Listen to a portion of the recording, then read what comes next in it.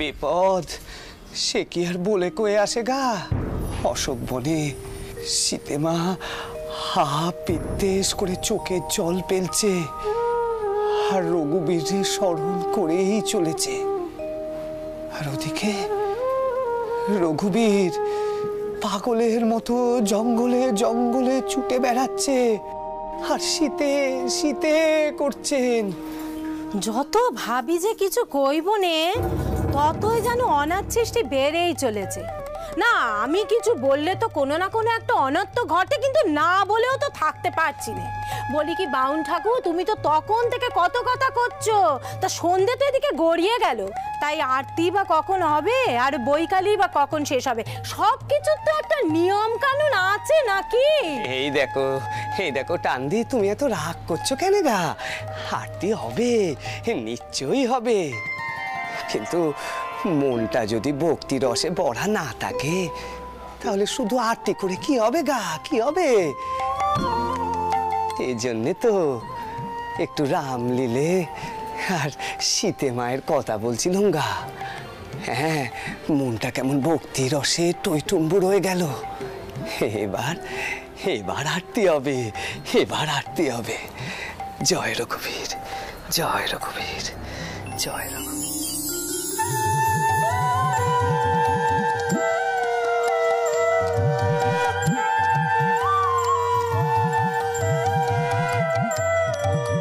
ডুব ডুব ডুব রূপ সাগরে আমার মন, ডুব ডুব ডুব রূপ সাগরে আমার মন।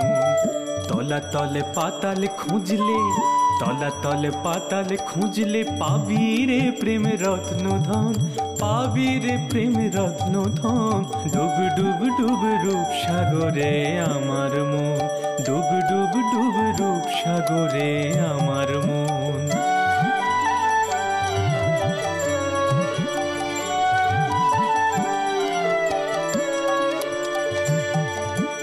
খুঁজ খুঁজ খুঁজ খুঁজলে পাবি হৃদয়ে মাঝে বৃন্দাবন। খুঁজ খুঁজ খুঁজ খুঁজলে পাবি হৃদয়ে মাঝে বৃন্দাবন। দীপ দীপ দীপ জ্ঞানের বাতি, দীপ দীপ দীপ জ্ঞানের বাতি, হৃদয়ে জ্বলবে অনুক্ষণ, হৃদয়ে জ্বলবে অনুক্ষণ। ডুব ডুব ডুব রূপ সাগরে আমার মন, ডুব ডুব ডুব রূপ সাগরে আমার মন।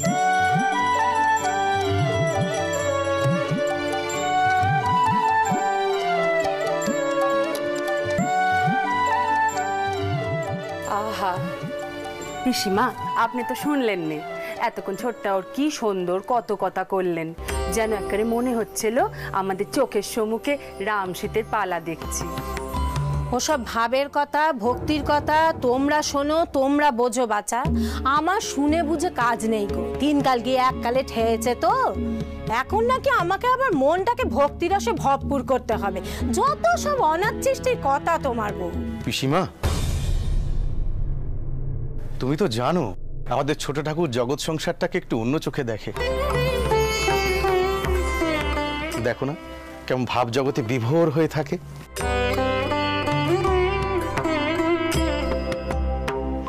যাকে যে কথা বলতে এসেছিলাম তোমায়, সেটা হচ্ছে ওই যাত্রা দলের অধিকারী মশাই এসছেন, জানতে চাইছেন এবারের পালা কি হবে।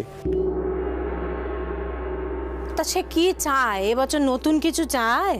হ্যাঁ পিসিমা, এবার তারা শিবকালীর পালা করতে চায়, মানে সেটাই তৈরি করে নিয়ে এসছে। আমি কি ওদের হ্যাঁ বলবো? ও মা, সে কি গা, তোমাদের ঘরেও ওই পালা গান হয় নাকি গা? আমি যখন কামার পুকুরে থাকতুম তখন এই পালা গানের সময় সারা রাত জেগে সেখানে পড়ে থাকতুম গো। আমি কিন্তু এখানেও পালা গান শুনবো। হ্যাঁ, ওই মটা দেখবো, গান শুনবো। হ্যাঁ গো, এই শিবকালীর পালা আমি আগে কখনো দেখিনি। সেই ভালো, সেই ভালো, ওই ভালো, ও টান্দি টান্দি, সেই ভালো। হ্যাঁ সেই ভালো, তো তুমিও দেখবে তো? বলি বাউন ঠাউর, তুমি পুজো পাঠ করো, পালা নিয়ে এমন মাতামাতি করো, তোমার সাজে? ওই দেখো, ও মা, সেও তো তারই কথা গো, ঈশ্বরেরই কথা। আমরা শুকনো মন্তর কই, তারা কয় নেচে নেচে গেয়ে গেয়ে। হ্যাঁ গো, সেও তো ঈশ্বরেরই ডাকা। এও কি কম বড় সাধনা? ও মিত্তির মশাই, ওই পালা গানের সময় তোমরা আমাকে ওদিক পানে যেতে দিও কিন্তু। হ্যাঁ, যাবে বই কি ঠাউর, তোমার যখন ইচ্ছে হয়েছে তখন তুমি নিশ্চয়ই যাবে। বেশ বেশ, বাবা জয় রঘুবীর জয়।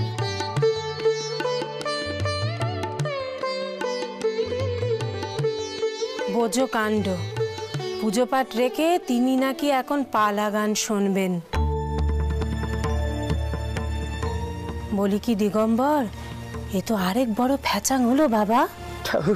ঠাউর গো, এই কটা দিন একটু ক্যামাগেন্না করে দিও গা, একটু ক্যামাগেন্না করে দিও।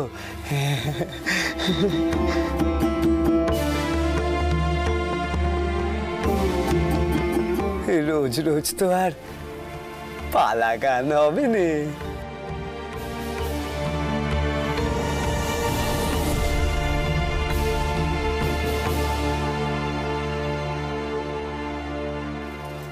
কি হলো, এখন এগুলো সব ভেতরে তোলা হয়নি কেন? হ্যাঁ, কেন্তি কোথায়? এসব তো তার দায়িত্বে থাকার কথা। কি হলো বড় বউ, চুপ করে আছো কেন? মুখে কুলু পেটেছো বুঝি? মা, আসলে কেন্তি দিদি দুপুরে ছুটি নিয়ে বঞ্জির কাছে গেছে। বঞ্জি মিত্তির বাড়িতে কাজ করে, ওই ঝামা পুকুরের ওখানে কোথায় যেন একটা। তা তাকে অনুমতিটা কে দিল যাওয়ার? তুমি? আসলে দুপুরে তো তেমন কোনো কাজ থাকে না, তাই আর কি। এইসব সিদ্ধান্ত নেওয়া তুমি শুরু করে দিয়েছো বাচ্চা? তা তোমার শাওরিরা যে এখনো বেঁচে আছে তাদের একবার জানানোর প্রয়োজন মনে করলে না? খুব বার বেড়েছি দেখছি তোমার। তা কেন্তি যে এখনো ফিরলো নে, কাজগুলো সময় মতো হলো না, তার দায়িত্ব কে নেবে শুনি? না মা, কেন্তি দিদি কইছিল তাড়াতাড়ি চলে আসবে। আমি তো ভালো ভেবে। অত ভালো মন্দ তোমাকে বুঝতে হবে না বউ। এখন অব্দি ছেলে পুলে হলো না, তার হয়েছে গিন্নি হওয়ার শখ। শোনো, এবার থেকে আমি যা বলবো সেই অনুযায়ী সবকিছু হবে। তুমি নিজে নিজে কোনো সিদ্ধান্ত নেবে না।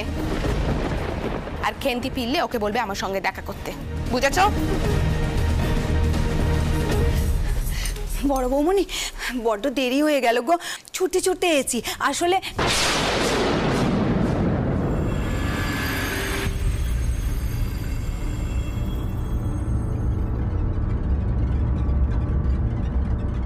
বড় গিন্নিমা। এতক্ষণ তুমি কোথায় ছিলে বাছা?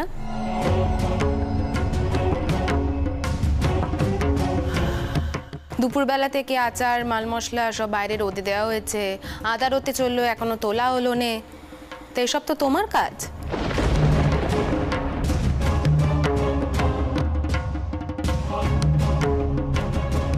তা তুমি যদি 10 জায়গায় ছোটাছুটি করে বেড়াও, তাহলে এই সংসারের কাজখানা ছেড়ে দাও নে। বড্ড অন্যায় হয়ে গেছে গিন্নিমা, আর কখনো হবে না এমন ধারা। আমায় মাফ করে দেন গিন্নিমা। দেখো বাচ্চা, এরপর থেকে কোথাও যাওয়ার হলে সরাসরি আমার অনুমতি নিয়ে যাবে, বুঝেছো? আর একটা কথা তোমাকে স্পষ্ট করে কয়ে দিচ্ছি, মেয়ে মানুষদের এরকম যখন তখন বাড়ি থেকে বেরিয়ে যাওয়াটা আমি খুব একটা পছন্দ করি না।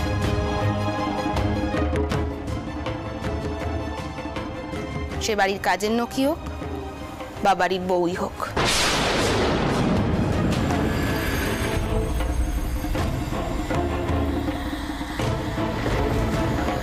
কেন্তি দিদি, আর একটু হলে তো তুমি আমায় শেষ করে দিচ্ছিলে।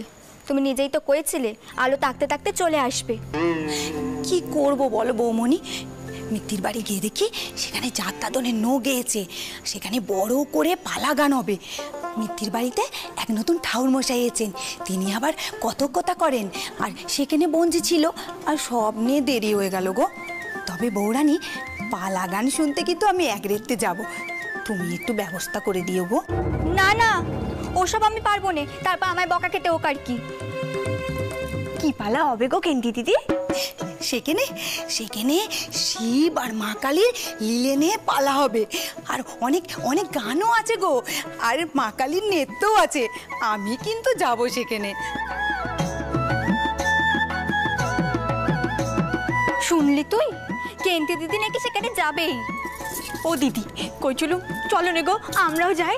হ্যাঁ, তুই আমায় মারবি নাকি? ও দিদি শোনো নি, তুমি একখানা ব্যবস্থা করো নি, আমি কইছি তো। আমি দেখেছিলাম আমার বিয়ের আগে কালী পুজোর পরদিন আমাদের পটোপাড়ায় পালা গান হয়েছিল, তারপরে আর কখনো দেখিনি। ও দিদি কইছিলাম চলো নে গো, চলো নে। তোর মাথাটা কি গেছে পেছন্ন? তুই দেখলি নে, আজ দুপুরে কেন্তি দিদিকে ছুটি দিলুম বলে মা আমায় কত কথাই না শোনালে। এখন আমি আর তুই যদি যাই, মা আমায় রক্ষে রাখবে? এই মাসিমণি নয়, মা একটু করাদ আছে, তুই দেখিস নে। সেও বটে, উচিত হবে না, তাই নে গো দিদি? যদু দাদা, তুমি এখানে দাঁড়িয়ে পড়লে কেন? চলো, নবীন ভাস্করের মূর্তি তৈরির জায়গাখানা তো আবার নতুন করে তৈরি করতে হবে। কত কাজ পড়ে আছে বলো তো। চলো চলো চলো। ওঠা উঠবো। তোমার বউয়ের একখানা শখ হয়েছে, যাও গে সেই শখখানা মেটাও।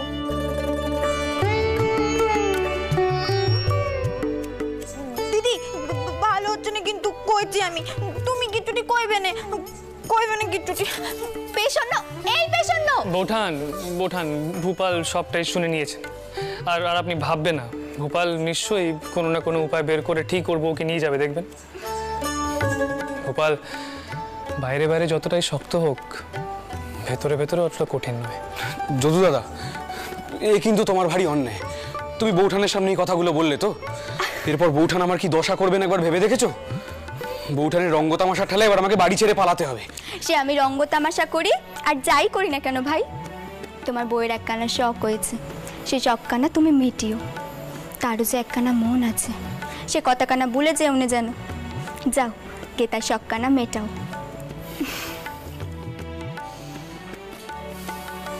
সত্যি গোপাল, তুই কিন্তু প্রসন্নকে একবার পালাগানের আসরে নিয়ে যাস, বুঝলি?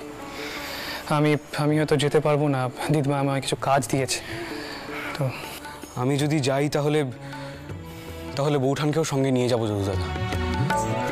এক বউ যাবে, আরেক বউ যাবে না, তা তো হয় না। বেশ, তো তবে তাই হোক। কিন্তু শোন, আমাদের এখন ওই মূর্তি তৈরি করার জায়গাখানা তৈরি করাতে হবে আবার, বুঝলি? তুই চল এখন আমার সঙ্গে। হ্যাঁ চলো।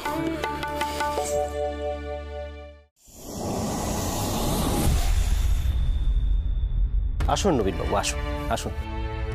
আগে সেজবাবু আপনার থাকবার জন্য এই ঘরখান খুলে দিতে বললেন, আপনার কোনো অসুবিধা হবে না তো? আগে না, এ তো চমৎকার ঘর, অসুবিধা হবে কেন?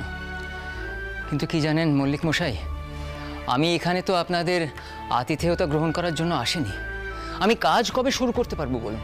আগে আপনার কাজের জন্য ইতিমধ্যে একটি ঘর প্রস্তুত করা হচ্ছে। বেশ, আমি ওই পাশেরই একটা ঘর পরিষ্কার পরিচ্ছন্ন করবার জন্য খুলে দিয়েছি। কিছুক্ষণের মধ্যে হয়তো সব ব্যবস্থা হয়েও যাবে। বেশ বেশ। আর একটা কথা, আমার যন্ত্রপাতিগুলো কিন্তু আমার কার্যশালায় পড়ে রয়েছে, সেখান থেকে যদি একটু আনাবার। ইতিমধ্যে লোক চলেও গিয়েছে, ওরা হয়তো কিছুক্ষণের মধ্যে চলেও আসবে। সেজবাবু এসব ব্যাপারে অনেক আগেই ব্যবস্থা নিয়েছেন। কি জানেন মল্লিক মশাই, আমার বারবার মনে হচ্ছে যে এই কাজ যত তাড়াতাড়ি শেষ করা যায় ততই মঙ্গল। কারণ ওই ব্রাহ্মণ সমাজ কিন্তু এত সহজে হার মানবে না, ওরা একটা বড় বাধার সৃষ্টি করার চেষ্টা করবে। আমি বলি কি নবীনবাবু, আপনি এই কথাখান রানীমাকেও একবার জানিয়ে রাখবেন। আমারও কেন জানি না মনে হচ্ছে এসব বিষয়ের বিরুদ্ধে সত্যি পদক্ষেপ নেওয়া প্রয়োজন।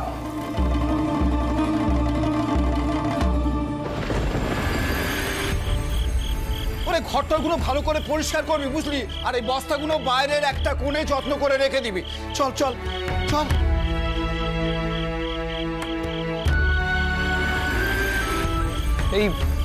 এই বস্তাগুলো কিসের সরকারমশাই? আগে নিলে ওই রপ্তানি যাবে তো, তাই রেস্তা থেকে খেতে রেখে গেছে। তো এত বস্তা এখানে বাইরে আর কোথায় রাখবেন? এগুলো সব বেলেঘাটার আড়তে পাঠানোর ব্যবস্থা করুন সরকার মশাই। আগে তাই হবে, আপাতত বাইরে রাখি, পরে নয় ওই গুদামে পাঠানোর ব্যবস্থা করছি। আচ্ছা বেশ বেশ। আচ্ছা আমি গিয়ে নবীনবাবুকে একবার ডাকি। আসুন আসুন নবীনবাবু, আসুন ভেতরে আসুন। আপনি নিজেই একবার দেখে নিন সব ঠিক আছে কিনা। এখানে আপনার কাজ ঠিকমতো হবে তো? বেশ হবে, এ তো চমৎকার জায়গা। আমরা ঘরের সব কিছু বের করে পুরোটাই খালি করে দিচ্ছি। আপনাকে অনেক ধন্যবাদ। তবে কি জানেন, আমার না কাজে ঢুকে গেলে আর হুঁশ থাকে না সময়ের। কোনো দিন খুব রাত হয়ে যেতে পারে, তখন যদি এইখানে থেকে যাই কোনো অসুবিধা হবে না তো? কিসের অসুবিধা নবীন? তুমি কইলে আমি এখানে চৌকি দেওয়ার ব্যবস্থা করছি। মাঝে মাঝে না হয় বিশ্রাম নিয়ে নিও। সরকার মশাই, আগে রানীমা সব ব্যবস্থা হয়ে যাবে। আগে রানীমা, তার কোনো প্রয়োজন হবে না। আচ্ছা ঠিক আছে, প্রয়োজন আছে কি নেই তা পরে দেখা যাবে। এখন তুমি কিছু মুখে দাও, সকাল থেকে তো কিচ্ছুটি মুখে দাওনি। এসো এসো এসো, সাবধানে নিয়ে এসো। বলছি রানীমা, নবীনবাবুর খাবার কি এখানেই দিয়ে দেবো? আপনি যে মাঝে মাঝে কি করেন মল্লিক মশাই, একে নে কেন, ঘরে নিয়ে যান। মল্লিক মশাই, এই খাবার ঘরে নয়, আপনি হেঁসেলে ফিরিয়ে দেবার ব্যবস্থা করুন।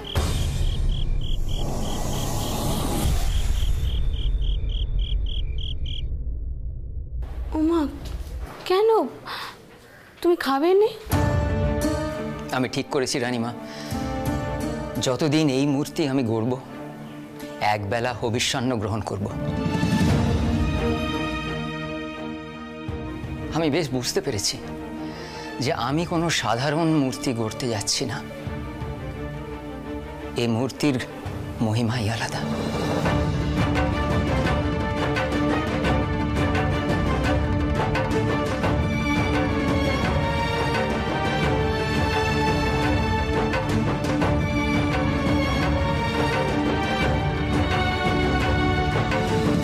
এই মূর্তি হবে আমার জীবনের শ্রেষ্ঠতম কাজ।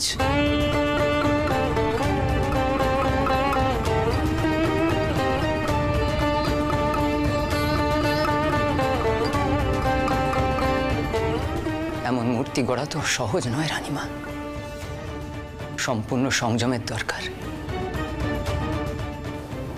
সত্যি বাবা, সত্যি আমি তোমার নিষ্ঠা দেখে অবাক হয়ে যাচ্ছি, জানো তো।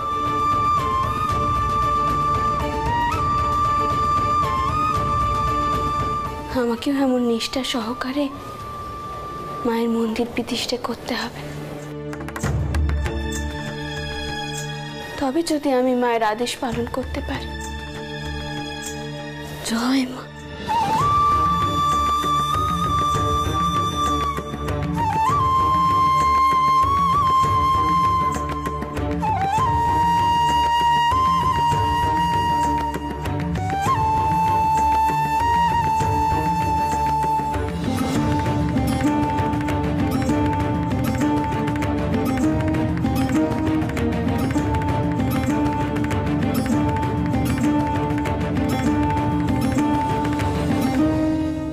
যদি অপরাধ না নেন একটা কথা বলি, ব্রাহ্মণ সমাজের সঙ্গে এইরূপ শত্রুতা যদি থেকে যায় তাহলে তো মন্দির প্রতিষ্ঠায় বড় বিঘ্ন হবে।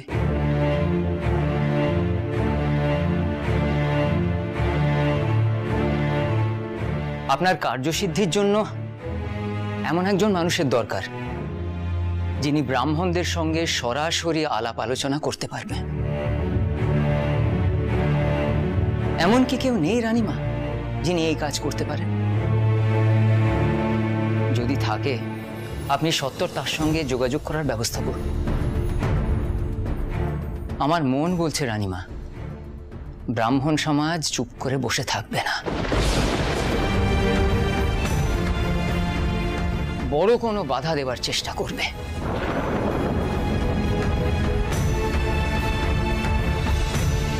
আমিও সেই কথাই ভাবছি নবীন, কি করে বাউন সমাজের সাথে শত্রুতা শেষ করা যায়। কিন্তু কে কথা কইবেন তেনাদের সাথে? এমন যে কেউ নেই যে কিনে ধর্মের নতুন ব্যাখ্যা দিতে পারে।